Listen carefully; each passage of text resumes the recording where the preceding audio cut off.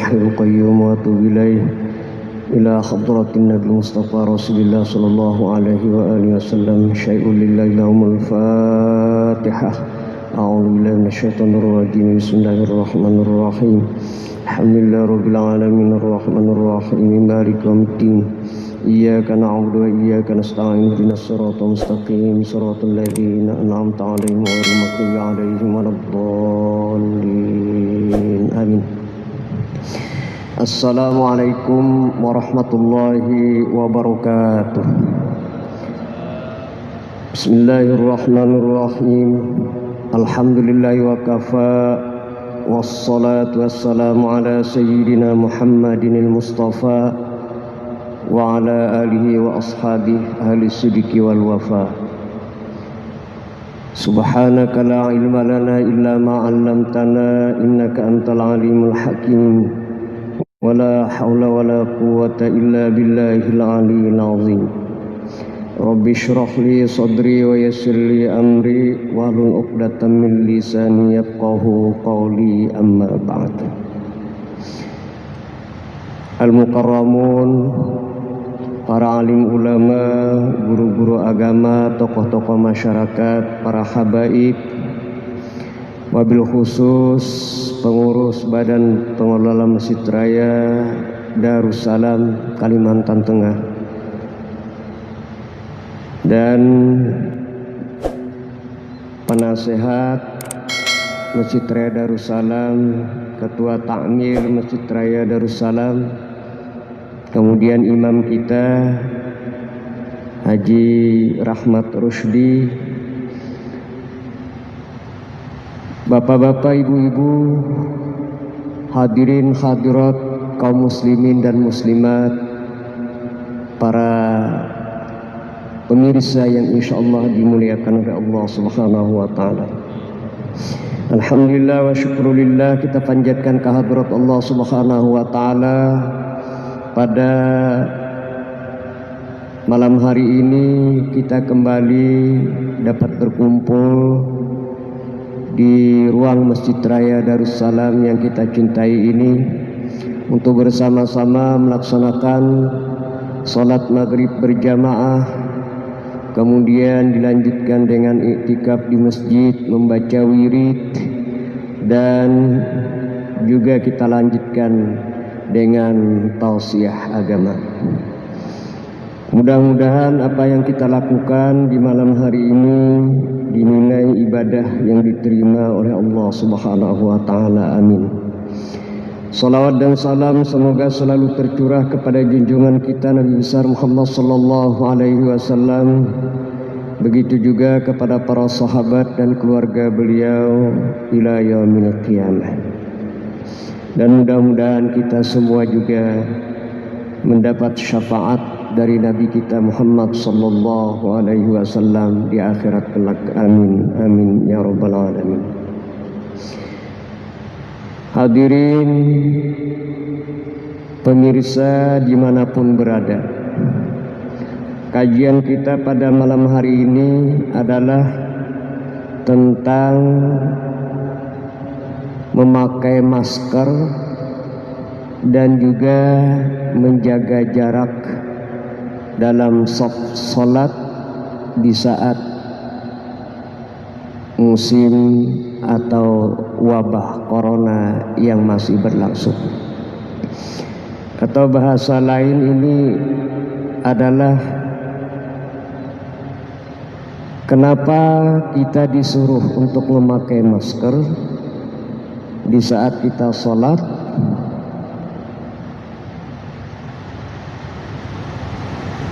apa hukumnya, dan kemudian mengapa kita juga berjarak merenggangkan shaf kita di saat kita sholat.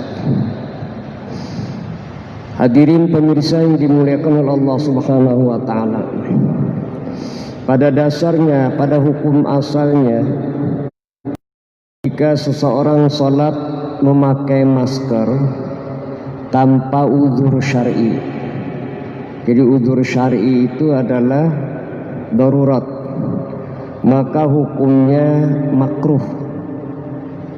dan sholatnya sah. Artinya hukumnya makruh, sholatnya sah. Jadi kalau dalam keadaan sholat kita memakai masker, hukumnya makruh dan sholatnya sah. Tapi itu di saat normal. Di saat normal. Hal ini berdasarkan hadis Rasulullah SAW yang diriwayatkan oleh Abu Hurairah.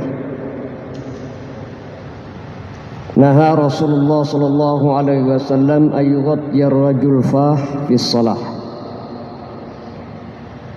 Rasulullah SAW melarang. Min naha, dibawa dengan naha. Ayyughattiyar rajul fah fi shalah. Dia menutup mulutnya itu pada saat sholat. Jadi Rasulullah melarang dengan kalimat naha. Jadi naha ada fi'il amar juga, itu sifatnya mencegah, tapi ini kalimatnya naha.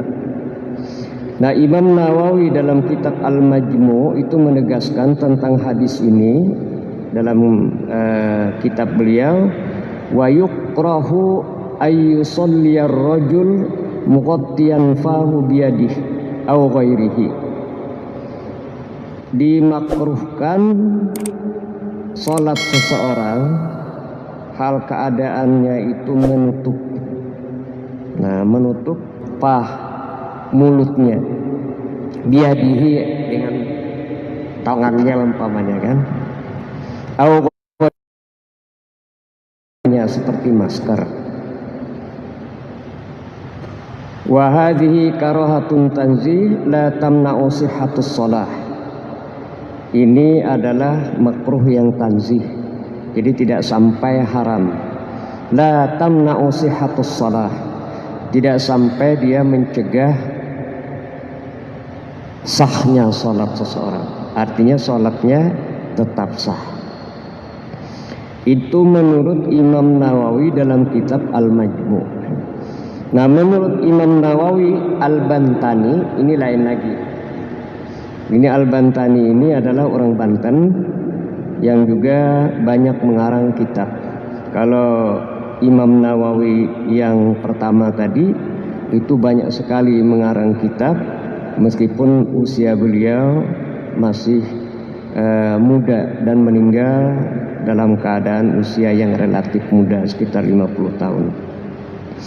Nah, menurut Imam Nawawi Al-Bantani dalam kitab beliau Kashifatus Saja, itu dalam kitab beliau itu dikatakan dibolehkan memakai masker, tapi dengan syarat masker itu suci dari najis.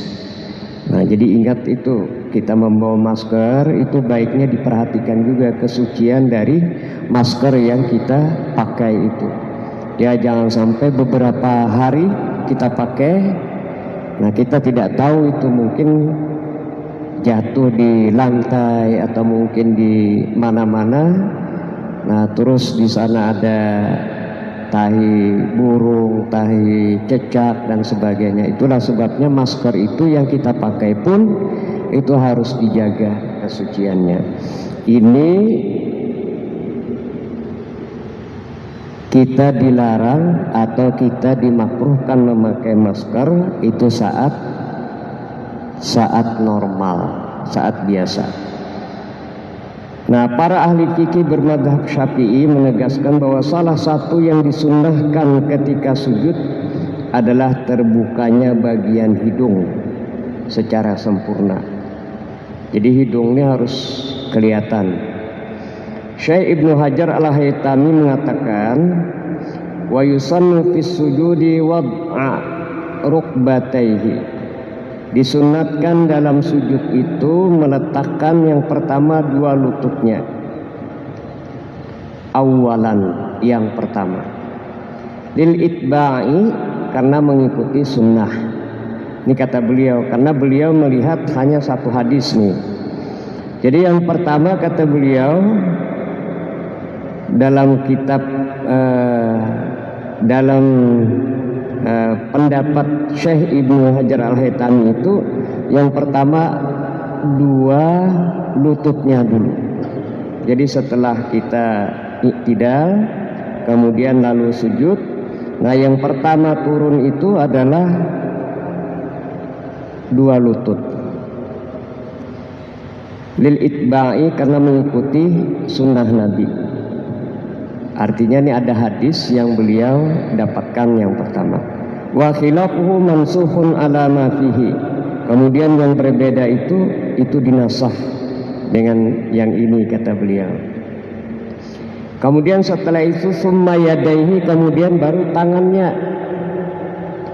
Kemudian summa jubhatihi wa anfihi, kemudian lalu dahi dan hidung. Jadi dahi dan hidung itu salah satu daripada 7 tempat saat kita sujud. Jadi dahi dan hidung, kemudian 2 tangan, kemudian 2 lutut, kemudian 2 ujung-ujung kaki. Dan ujung-ujung kaki itu pun itu harus dilipat. Nah, ini sebagaimana sunnah Nabi itu dilipat. Jadi pada sujud itu dilipat, kemudian lututnya, kemudian kedua tangan dan dahi serta hidung. Nah, ini pendapat Ibnu Hajar Al-Haytami. Jadi summa jubhatihi wa anfihi ma'an, bersama-sama. Wa yusannu kaunuhu maksyufan, kemudian disunnahkan dia terbuka. Terbukanya tanpa masker, tanpa ditutup. Qiyasan ala kasfil yadain, ya sebagaimana terbukanya 2 tangan. Wa yukrahu mukhalafatu tartib al-mazkur. Dimakruhkan, kata beliau, itu menyalahi tartibnya tadi. Al-mazkur sebagaimana tersebut di atas tadi. Yang pertama tadi 2 lutut, kemudian yang kedua baru 2 tangan, yang ketiga baru dahi. Wa adam wabil anfi, ini tanpa meletakkan hidungnya. Ini hadis di dalam pendapat Ibnu Hajar Al-Haytami. Ini hadisnya hadis ketika Rasulullah masih muda. Jadi ketika Rasulullah masih muda. Tapi ada hadis yang lain ketika Rasulullah usia 60 tahun. Nah, Rasulullah ketika usia 60 tahun dan dilihat oleh Abu Hurairah, dilihat oleh yang lain, ada riwayat yang lain. Setelah beliau iktidal, kemudian beliau sujud, yang duluan turun itu adalah 2 tangan beliau, baru lutut beliau. Nah, setelah beliau sudah umur 60 tahun, artinya mungkin ada beliau sakit, mungkin ada beban. Karena yang pertama tuh bahasanya ibil itu yang masih muda. Ibil yang tidak ada beban. Yang kedua ba'ir, jadi onta ba'ir yang ada beban. Nah, yang duluan tentu tangannya. Nah, jadi dari sini kita bisa pahami, ya kalau kita masih kuat, ya silakan duluan lututnya. Nah, duluan lututnya itu kalau kita masih kuat. Tapi kalau kita sudah ada sakit, maka bisa dibolehkan dengan tangannya. Jadi kalau begitu tuh ada yang duluan lutut atau ada yang duluan tangan, ya kita saling toleran lah, memahami gitu. Boleh, silakan. Asal jangan duluan dahinya aja kan. begitu i'tidal lalu dahinya duluan, nah itu tidak ada dasarnya sama sekali. Itu kaitan dengan masalah masker tadi, artinya dibolehkan kalau dalam keadaan kita memang ada penyakit itu. Oleh karena itulah inilah salah satu daripada ijtihad ulama, boleh kita memakai masker kalau dalam keadaan ada udzur syar'i. Lihat aja, kalau memakai seperti ini, dilihat kalau ada teman di samping kiri kanan kita ada yang asing bagi kita, ya boleh begini itu, boleh. Tapi kalau di sini istri kita juga yang biasa juga ya enggak apa-apa itu kayak gini ya kan. Masa dengan istri sudah tahu aja kita kan. Itu. Ini ada orang yang dia katakan tidak, ini sampai ketakutannya sekarang ini, itu tidak melepas masker kecuali saat makan katanya. Jadi saat makan, kemudian saat yang lainnya. Itulah sampai rasa ketakutannya. Jadi dilihat aja samping kiri kanan kita saat kita berkerumun atau mungkin saat yang lainnya. Ini kaitan dengan masalah hukum memakai masker. Tadi siang kan kita mendengar khutbah itu terkait dengan kesehatan. Jadi kita tahu kenapa kok dianjurkan kita memakai masker, ada dalilnya. Inilah pentingnya mungkin jamaah kita tidak hanya taklid terhadap pendapat Ustadz A umpamanya kan, tapi tidak tahu dasarnya. Tidak tahu dasarnya, makanya penting kita untuk mengetahui dasarnya. Oh, pendapat ini begini, pendapat ini begini, biar kita bisa toleran. Nah, bisa toleran, apalagi kayak hadis tadi kan, ada yang duluan lutut, kemudian ada yang duluan tangan. Nah, itu dilihat aja itu, karena hadisnya membolehkan, silakan menyesuaikan dengan keadaan orangnya. Jadi dibolehkan. Nah, yang penting kita mengetahui ilat asbabul wurud dari hadis itu. Jadi asbabul wurud itu adalah mengapa hadis itu disabdakan oleh Rasulullah SAW. Oh, ternyata keadaan Nabi seperti ini. Oh, mengapa kok berbeda? Oh, ternyata seperti ini. Jadi itu tanawu'ul ibadah, berbeda-beda kita dalam hal melaksanakan ibadah. Hadirin pemirsa yang dimuliakan oleh Allah Subhanahu wa taala, itu yang pertama. Kemudian yang kedua, mengenai merenggangkan shaf dalam salat. Ini juga kan permasalahan kita di tengah masyarakat.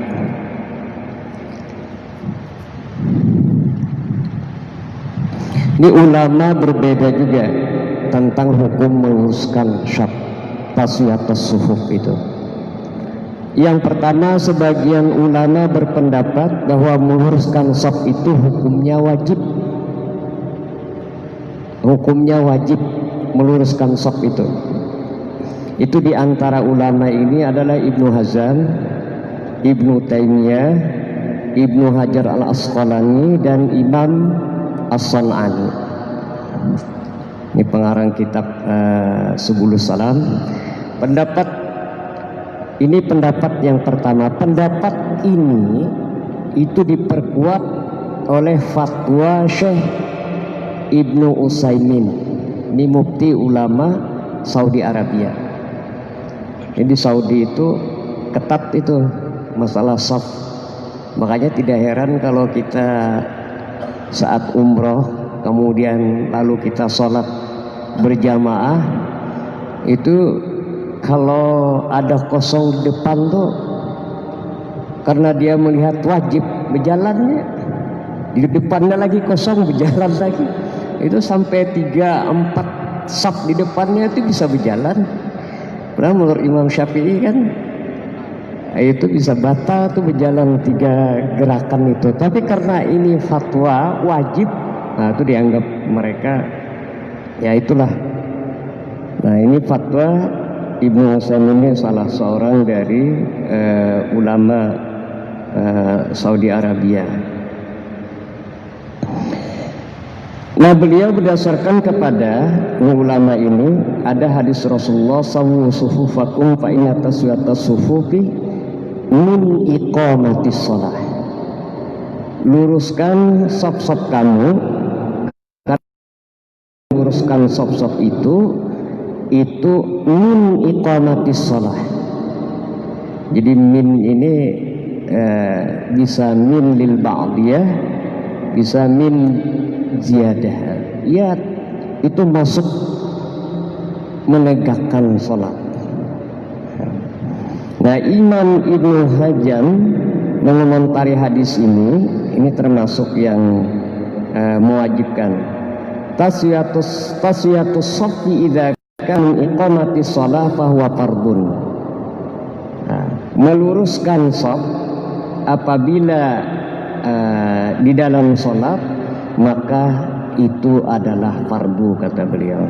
Di anna iqamatus sholati fardun, karena sesungguhnya menegakkan salat itu adalah fardu, wajib. Wa ma kana minal fardi, sesuatu yang termasuk fardu bahwa fardun, maka dia juga fardu. Nah, beliau mengatakan wajib itu. Jadi ada yang mengatakan wajib ini. Ini sebagian ulama.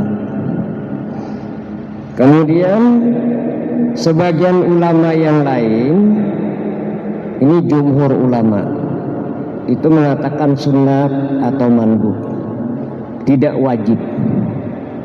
Jadi tidak sampai wajib. Di antaranya Imam Hanafi, Imam Maliki, Imam Syafi'i, dan Imam Hambali. Imam Hambali juga masuk, karena Imam Hambali ini yang diikuti oleh Ibnu Taimiyah, yang agak ketat-ketat tuh, yang tekstual itu cenderung.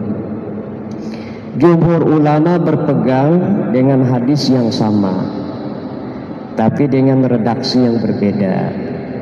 Apa hadisnya? Sawu sufufakum fa inna taswiyatas sufufi min tamami iqamatis shalah. Jadi ada tambahan min tamami iqamatis shalah. Ada hadis yang lain juga diriwayatkan Imam Bukhari, aqimus shaffi fis shalah fa inna iqamatas shaffi min husnis shalah. Jadi ada min tamamis shalah, ada min husnis shalah. Itu sebagian dari kesempurnaan salat. Nah, kalau kesempurnaan itu berarti berbeda dengan yang hadis di atas tadi. Itulah sebabnya Imam Ibnu Battal dalam kitab beliau Syarah Sahih Bukhari, karena hadis ini diriwayatkan oleh Imam Bukhari, beliau mengatakan hadzal hadisu yadullu an iqamatas shalah sunnah mandub ilaiha. Hadis ini menunjukkan bahwa menegakkan salat itu, ini yang menyempurnakannya itu sunnah, mandubun ilaiha, itu disunnatkan. Walaysa bifardin, dan bukanlah dia fardu. Li'annahu law kana fardon, seandainya dia fardu, lam yakun alaihi salam, tidaklah akan mengatakan Nabi kita Muhammad sallallahu alaihi wasallam itu fa inna iqamatas sufufi min husnis shalah.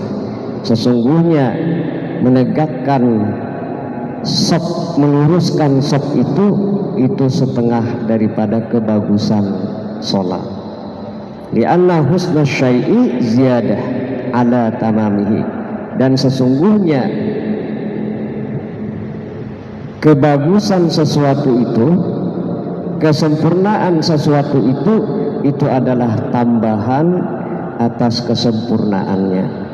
Wa dzalika ziyadah 'alal wujub, dan yang demikian itu adalah tambahan atas kewajiban. Artinya itu hanya sunnah saja. Jadi ada yang wajib, ada yang sunnah.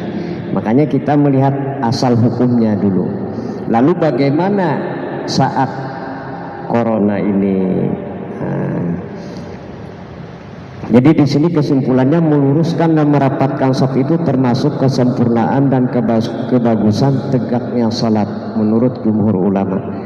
Nah, kalau dilihat karena komentar saya itu, ini karena sawu.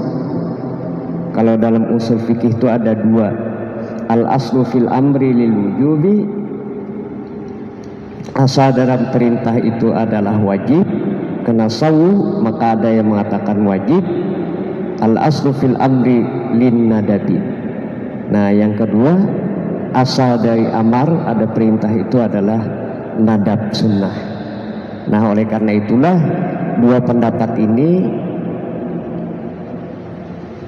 berbeda, tapi kita memakai yang mandub, dibolehkan lah. Jadi tidak sampai wajib, apalagi kita di saat corona ini. Nah, bagaimana hukumnya merenggangkan shaf dalam salat berjamaah? Merenggangkan shaf dalam salat di saat corona ini diperbolehkan. Hal ini dilakukan untuk kemaslahatan umat agar terhindar dari corona. Jadi ini kita tahu asal hukumnya, ada yang wajib, ada yang sunat. Yang wajib pun sebenarnya kalau kita merasa kuat itu bahayanya, maka kita boleh renggang. Nah, jadi dibolehkanlah kita merenggangkan seperti ini. Nah, tapi jangan selamanya seperti ini. Sama juga yang masker ini tidak selamanya. Jangan new normal lalu seterusnya normal begini terus kita sampai kapan kita tidak tahu. Tapi mudah-mudahan kalau sudah tidak ada lagi coronanya, tentu kita tidak lagi memakai masker saat sholat. Tentu kita kembali lagi seperti semula, meluruskan shaf yang rapat. Jadi ini new normalnya ini mudah-mudahan sementara aja, new normal untuk yang dua ini. Tapi kalau untuk kebersihan, kesehatan, nah itu terus menerus.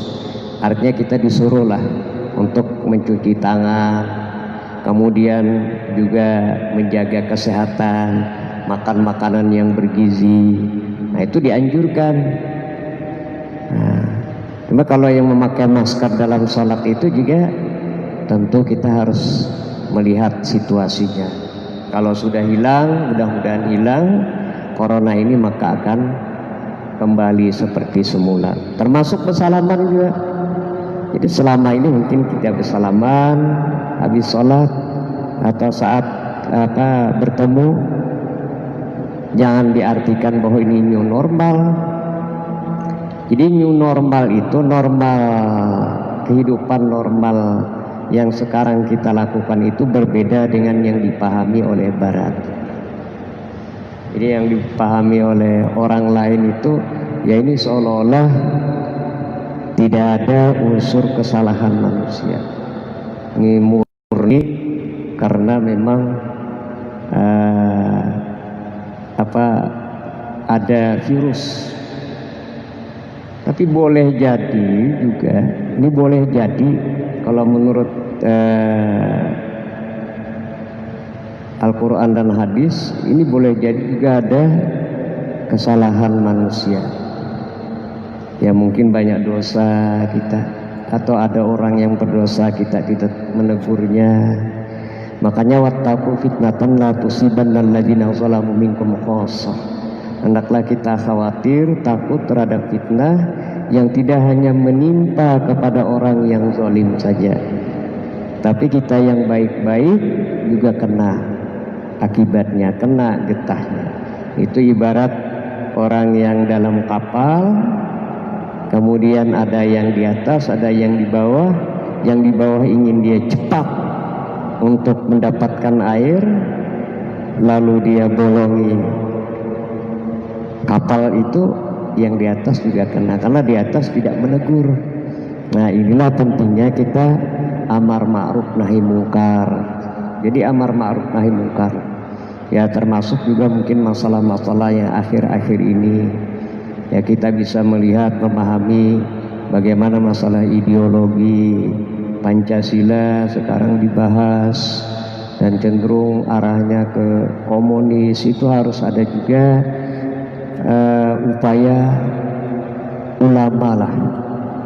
upaya ulama untuk menyampaikan aspirasi agar jangan sampai Pancasila yang rumusannya 5 itu dijadikan Trisila, 3 sila, lalu dijadikan Ekasila, 1 sila, yang 1 sila itu menjadi gotong royong. Jadi Pancasila ideologinya menjadi gotong royong, padahal itu adalah kesepakatan founding fathers kita, kesepakatan ulama dan tokoh-tokoh bangsa kita pada tanggal 18 Agustus 1945. Itu sepakat bahwa 5 sila itu yang pertama diletakkan adalah ketuhanan yang Maha Esa. Kalau ketuhanan yang Maha Esa itu menandakan bahwa bangsa kita adalah bangsa yang religius, bangsa yang beragama, masyarakat yang beragama. Dan Pancasila itu tidak akan bisa berkembang, tidak akan bisa berjalan tanpa ada roh agama. Nah, oleh karena itu maka ada aspirasi dari MUI terhadap pemerintah, terhadap DPR, itu tidak lain adalah untuk meluruskan jangan sampai haluan ideologi Pancasila itu disalah tafsirkan. Ini kita sampaikan, ini dalam upaya menyampaikan, mudah-mudahan ini adalah bagian dari amar ma'ruf nahi mungkar. Sudah negara kita berdasarkan Pancasila dengan 5 sila itu adalah satu kebulatan tekad. Kalau itu, dan jangan juga Pancasila itu dijadikan tagut, dijadikan ini kan tagut lah, apalah. Nah, itu membuat kita juga jadinya mempertahankan Pancasila itu sudah luar biasa. Kita itu kesepakatan kita berbangsa dan bernegara. Jadi kesimpulannya Bapak Ibu hadirin yang kami hormati, memakai masker dan merenggangkan shaf dalam sholat karena udzur syar'i itu dibolehkan, karena ada corona itu dibolehkan, seperti karena kita khawatir terjangkit virus corona ini. La dorora wala diroro. Jadi jangan kita nanti menyebabkan sakit orang lain, membawa virus, atau kita yang bisa terjangkit dari orang lain terkena virus. Allah mengatakan wala tulqu bi aidikum ila tahluka, jangan kau jatuhkan dirimu itu ke dalam kebinasaan. Nah, menjaga jiwa, menjaga diri kita itu adalah termasuk salah satu dari prinsip agama. Prinsip maqasidus syar'iyyah, hifdzun nafs, menjaga nyawa kita itu wajib hukumnya. Oleh karena itu maka kita menjaga jarak ini menghindari terkena virus corona. Virus corona itu cepat. Nah, cuma yang bisa kena itu yang kasihan yang tua-tua yang sudah ada bibit penyakit itu, kayak umpamanya ginjal, kemudian juga jantungan, kemudian yang lain. Namun yang Ustadz Berry ini dia kuat ya fisiknya, nyaman ya kajal mah, apalagi duduknya di muka terus itu kan. Nah, jadi yang kasihan tuh ganang tuha-tuha ini dalam kita tidak tahu siapa ya itu kan. Jadi inilah pentingnya kita untuk menjaga jangan sampai kita tidak memakai masker. Itulah ketentuan, karena kita di sini sudah menyampaikan sampai nanti pemerintah itu mengatakan bahwa corona itu sudah melandai, corona itu sudah tidak ada lagi di tanah air kita, di daerah kita. Nah, kita berdoa mudah-mudahan kita ini semua dalam keadaan sehat walafiat dan terlepas dari virus corona ini.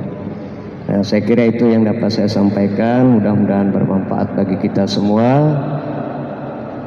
Mari kita berdoa kepada Allah Subhanahu wa taala. Al-Fatihah. A'udzu billahi minasyaitonir rajim. Bismillahirrahmanirrahim. Alhamdulillahirabbil alamin arrahmanir rahim maliki yaumiddin.